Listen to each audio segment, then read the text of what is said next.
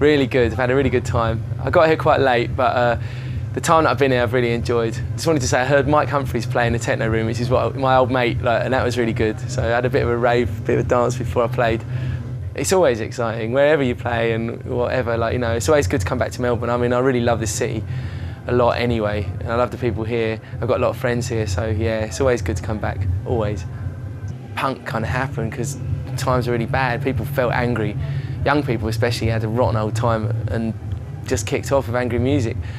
But as the 90s came on, it kind of changed. Thatcher kind of left a legacy in the 80s of really nasty time that everybody hated. But the rave thing came along and it kind of changed. But in its own way, it was like another revolution, So, but it wasn't more of a class thing. It was more of a social revolution within people, I think, I mean, the music wasn't angry, but people got on a different buzz and it wiped out youth culture as we'd known it before. That's probably the most important thing. There was no more fighting. Football matches, instead of being violent, people were taking ease and just, jumping around and having a good time. Which sounds like a bit of a cop-out, but it wasn't. It actually changed people in another way. It's as important as punk, I think.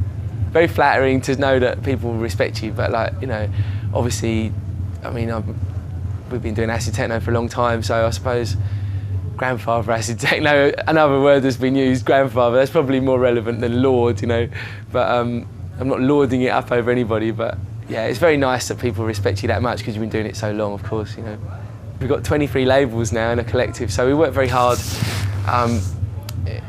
There's a lot of labels we run for other artists like David Drummer, Geezer, people that we work with for a long time, that we've made music with for a long time, that we've got to know over a period of years, and their musical careers and what they do with their music has become, they've become very busy and haven't got the time to run the labels. So being the grandfather of the techno scene there with Aaron and Julian, we've kind of ended up fronting the money to do their labels and basically doing the work, the hard work for them, so they can get on and make the music.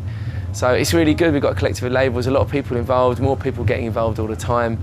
And it is a collective, we all support each other and, hopefully we'll thrive because of that. It's not like a money-making thing really, it's more of a collective of people that have like-minded ideas and want to support each other. Punk was an 80s thing for me, 70s and 80s, and I was really young in the 70s and inspired by punk as you are when you're very young. By the time I was able to go to gigs and get into it, by this time it was the 80s and I got involved in the narco-punk scene in the early 80s and formed a band and had a really quite amazing time during that period. But like all things, the punk thing kind of became stale, and although the ideals of it lived with, on through me, and the music I still love, it kind of died a bit of a death at the end of the 80s, and guitar music got boring and electronic music came along, and I just got more inspired by that, and we just used the ethics of punk and put it into techno really. So that's probably why we've got things like a collective rather than like I run a record label and I sign these people, and why we still do free parties and do stuff like that, because it's an ethical thing born out of punk. But the music changed and that was the new music, and that's what we got inspired by, and that's what music's like, it moves and you get inspired by different things that come along. So electronica, instead of punk, I still love punk, I still love it. I have several mottos in life really, not just one, but I think do what you want really in your life, never bow down to what you should be doing, don't ever bow to peer pressure, don't ever go for the money. That is definitely not the thing to do. That's not, whatever you achieve in life, obviously financial stability is something that's good, but that is not the be all and end all of anything.